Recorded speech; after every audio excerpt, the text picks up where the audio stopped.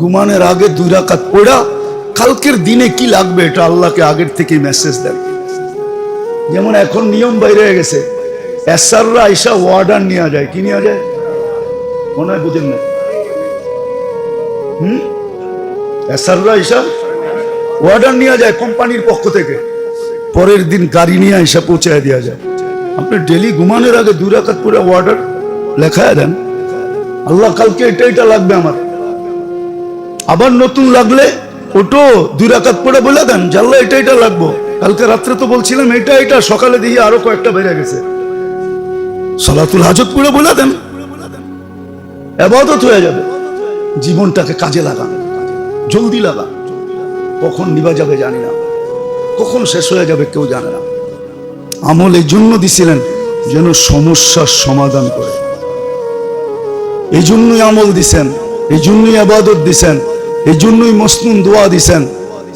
শিখেন, লম্বাও আছে শর্টও আছে, একটা দিয়া 100টার কাম করারও আছে, একটা দিয়া 100টার কাম হবে। আছে দোয়া কিতাবে আছে, ফজরের পরে পড়বে সারাদিনের হাজত পুরো হয়ে যাবে। কেন হাদিসে নাই? ফজর পড়া বসো, সূর্য উঠলে 2 রাকাত পড়ো, হজমরার সওয়াব লেখাও, আবার 2 রাকাত পড়ো, আল্লাহ তোমার জন্য যথেষ্ট হয়ে যাবে। তোমার হাজত আল্লাহ দেখবে, আল্লাহ দেখবে। সত্য এটাই। এই জন্য মেরে দোস্ত পায়ে হাত দিয়ে দরখাস্ত করতেছে, শিখেন। এটার জন্যই সোহবত লাগবে, ওলামাদের কাছে সোহবত লাগবে, ওলামাদের কাছে জিজ্ঞাসা করা লাগবে। এই জন্যই বলছিল, আগে বলতো দেখতাম, আগে বলতো এখন বলে না। আগে হেদায়েতে বলতো দেখতাম, আগে বলতো যে ওলামাদের কাছে জিজ্ঞাসা কইরা কইরা চলো। শুনছেন না শুনেন না? এখন কয় 3 চিল্লা দিলে তো আমি আলেম হয়ে যাই, এবার কার কাছে শিখবো? 3 চিল্লা দিলে আমি কি আলেম? দলিলও দেয়। দেখেন না আমগো মতো কে আল্লাহরে ভয় করে? আর আল্লাহই তো কইছে ইন্নামা ইয়াখশাল্লাহু মিন ইবাদিহিল উলামা। ঠিক না?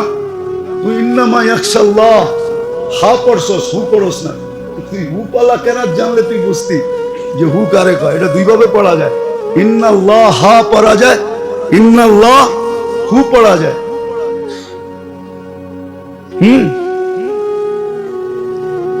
হাও পড়া যায়, হুও পড়া যায়। কি তুই তো হা পড়ছ, হু তো পড়স নাই। তুই হু পড়লে না বুঝতি, তুই হা পড়া মনে করতেছ আমি আল্লাহকে সবচেয়ে বেশি ভয় করি।